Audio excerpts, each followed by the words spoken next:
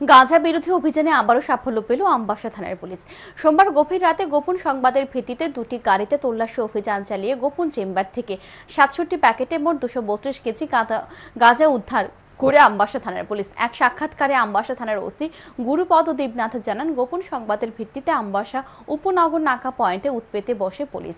গাঁজা বোঝাই গাড়িগুলি আগরতলা থেকে আমবাসার দিকে যাচ্ছিল। উভয় গাড়ির চালক আমবাসা উপনগর নাকা পয়েন্টে পুলিশ দেখতে পেয়ে গাড়ি রেখে পালিয়ে যায়। উভয় গাড়িতে তল্লাশি চালানোর পর গোপন চেম্বার থেকে ২৩২ কেজি গাঁজা উদ্ধার হয়। এই ধরনের অভিযান আগামী দিনেও জারি থাকবে বলে জানান আমবাসা থানার ওসি।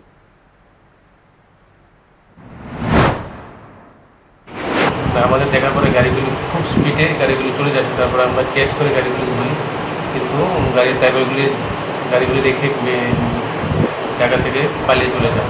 এবং গাড়িগুলো দুটো গাড়ির মধ্যে সিক্রেট চেম্বার ছিল। সিক্রেট চেম্বার থেকে আমরা মোট 67 প্যাকেটসে 232 মানে 232 কেজি গাঁজা আমরা উদ্ধার করি এবং এগুলি সিজ করি।